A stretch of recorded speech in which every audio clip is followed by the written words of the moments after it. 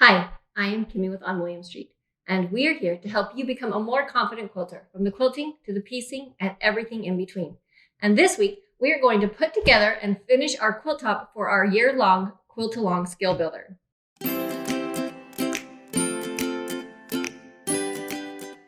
So to get started, first thing we need to do is we're going to cut a whole bunch of strips out. So for our sashing and our first border, we're just going to use white to match the background.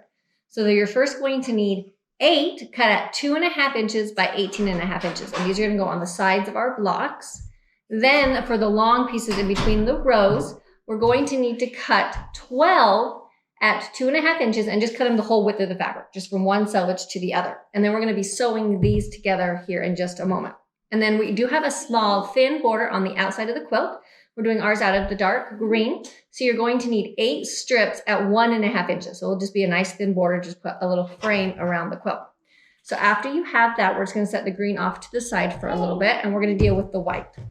So what you're going to want to do is you're going to want to take 5 of the white strips and sew them into one long piece. Make sure that you're cutting off the selvages. We don't want to leave those in there. So we're going to take 5 of them and sew them into one big long piece. Then we're going to take 3 of them and sew those into one big long piece. And with this one, a little note, you might need to add some extras from the other, but we'll double check that when we get to that cutting stage. And then you're going to take the last 4 and sew them just into 2 sets each. Okay, so now that we have all of our strips sewn together, we're going to cut them down. So the first one, we're going to take the one where we have a whole bunch of them, 5 of them cut together. And this is going to get cut down into 3 strips that are each 58.5 inches wide. So get the biggest cutting more you have, or else you might have to kind of fold it in half to get the right length. But we're going to cut this down into 3 at 58.5 inches. Then the next one, where we have the 3 of them sewn together, these are going to be our first outside border on the top and the bottom. So this one's going to get cut down into 2 of them that are 62.5 inches.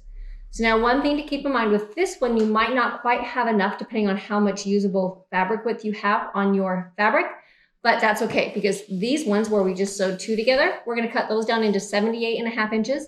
So if you need to sew a little bit of extra, cut these first, and then you can take what's left over and sew it onto the end of your 3 strip to make sure that you can get both of those 62.5 inches. So 3 of them out of the 5 strips sewn together at 58.5 inches. 2 of them out of the 3 strips sewn together at 62.5 inches, and then 2 of them out of the 2 individual sets of strips at 78.5 inches. Then after we're done cutting all of those out, while we're cutting, we're going to do the same thing with the green. And the green, just go ahead and sew them all together so that we can then go ahead and cut them down into the strips. So what we're going to want with the border 2, we're going to want 2 of them at 82.5 inches. And then 2 strips at 64.5 inches. And we just have the 4 strips for the border on that one. Okay, so one way that you can cut these strips where they're going to be longer than what my cutting mat is. My cutting mat is only 36. So with some of the smaller strips, what I can do is I'm going to go ahead and fold it in half. So with the 58.5 inch strips, I'm going to need it to be 29.25 inches twice. So I've got it folded in half down here. And I just have a little bit of an overlap on the side. There's plenty of room on these strips where we have 5 of them, so it's okay to overlap a little bit. And then I've got the fold lined up so that it's right on my 29.25 inch line. And then I can use my cutting mat to just go ahead and then come down here, and I'm just going to cut right along this edge. And that's going to give me the length that I need. And you might be wondering why the heck we're bothering doing this and not just laying it out, pinning it to it, and then trimming it off afterwards. And it's just because this is going to keep it a lot more square. It's going to prevent it from having sides that can stretch. When you sew it, you can stretch the fabric. So cutting it out and then matching it to the fabric is going to be the best way to keep it square. So another thing to keep in mind as you're sewing these together, so those are my 3 strips there that I need, is when you have strips that you're sewing together with multiples, especially if you're using a solid fabric, make sure that you sew them all to the same side. You don't have right sides to put together necessarily. So make sure that you're paying attention so that all of your seams end up on the same side and they don't flop, or else you'll end up running into trouble a little bit later. So now that we have the small ones cut, I'm going to go ahead and get the rest of them all cut to the sizes that we need, and then we'll be ready to sew them together. Now we are ready to go ahead and add the sashing and start sewing it onto the block. So the first thing you're going to want to do is decide how you want it laid out. You can go ahead and just copy the layout that we have in the final block if you want, or you can decide, mix it up, put it together however you want. That doesn't really matter. But after you've decided how you're gonna lay it out, we're going to start by sewing the sashing to it. So what you're gonna do is you're gonna take the 18.5-inch long pieces and we're just gonna sew it in between. And again, this is where I'm going to put a couple pins. I'm gonna put one at the end here, one at the top, and one in the middle. And I'm gonna sew it to this block. And then we're gonna take that same sashing strip and we're gonna sew it to this block. And then we're gonna put another sashing strip here that I'm first going to sew to this side, and then we're going to go ahead and sew it to this side. And then we're just gonna repeat that for all 3 rows, putting the sashing in between. Now that I have all of the individual blocks, rows sewn together and ironed, one thing when I ironed them, I did iron them both going into the sashing. And that's just because there's no stitching here. It's gonna have nice flat layout to lay nice and flat. And also because we're sashing here, we don't need to worry about trying to nest these seams. There's not gonna be anything to nest. So the next thing we need to do is we need to add in the sashing in between. So first thing I've done is pinned the edges. And then after you pin the 2 edges, just work your way in, keeping them nice and flat. So this is a place where if you do have a little bit of extra somewhere in a block, it wasn't quite 18.5, you can kind of work it in. But if you cut these strips accurately, if you make these blocks match the strip, everything is going to line up and be the right size when we sew them together. So now that, put one of these on top of 3 of the rows.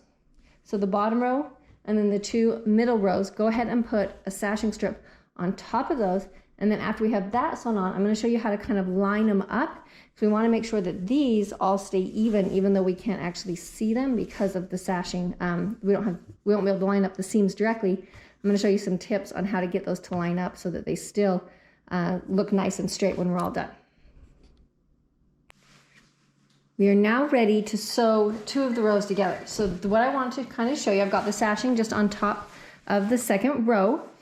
So how we're going to do this, I'm going to start out first by pinning to the edges, just like we did before. And I've got my non-sewn one on top so that I have a little more flexibility in lining that up. But first I'm going to go ahead and make sure to get these outside edges lined up. I want those to stay nice and square along the edge of that border. And then make sure nothing's twisted and pin the other side.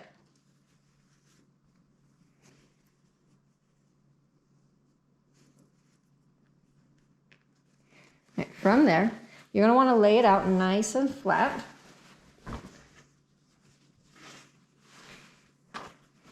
And this one should hang out the bottom a little bit. So you can kind of, to get started, line them up so that these lines are sitting right on top of those lines.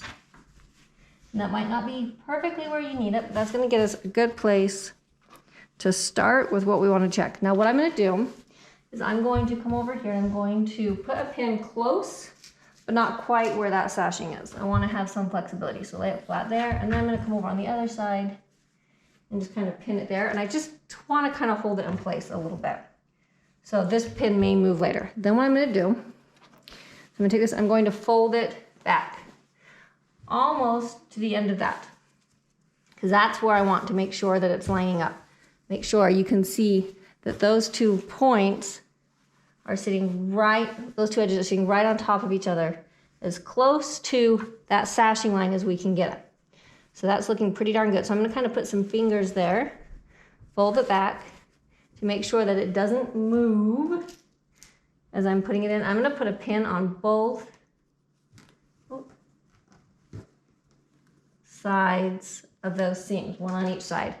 Whenever I'm doing this, I'm going to overpin as opposed to accidentally underpin, because I want to make sure that those really do stay. Now I'm going to fold it back one more time now that it's pinned in place, and just make sure that with those pins there, everything is still lining up where I want it to. And after that one's in place, I'm just going to scoot it down, put another pin here, the pin here. Then I'm going to come over to the other side and kind of work in from the other side a little bit, since there's only the 3 there.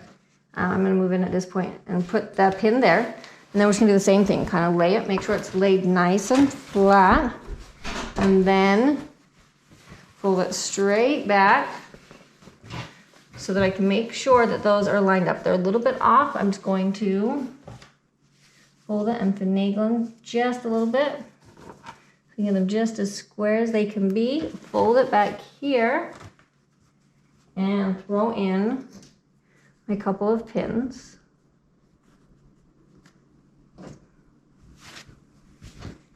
And then again, just double check really quick that nothing moves, that everything is lined up right where we want it, and that's looking good. So then I'm just gonna go ahead and repeat with rows 3 and rows 4 till we have the whole quilt sewn together.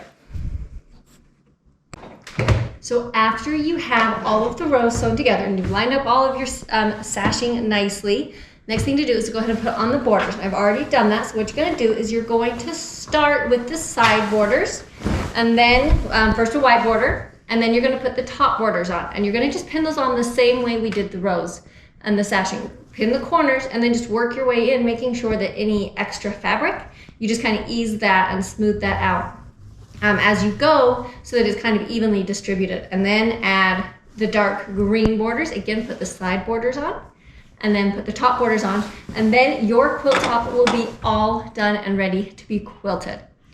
So one more note, something that we do a little bit different when it comes to our borders is we do back stitch, especially on this outer border. So as we're putting the sashing together, and then as we're putting the border strips together, and then as we sew it on the quilt, we do a little bit of a back stitch, and that's just gonna hold everything in place. So if it's a little bit before you get it to your sewing machine to quilt it, you don't have to worry about those seams coming apart, or if you send it off to a long arm quilter, and they're not gonna have to worry about those seams coming apart on the very edge, just because there's nothing holding them in place. So do a little bit of a back stitch on those outside edges.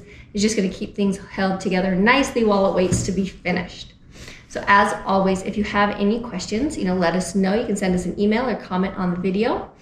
For full instructions on how to put your quilt top together, head to the blog post. We'll have all the measurements and all the steps listed out there for you. And you can always follow us on Facebook and Instagram to see all the things that we're working on.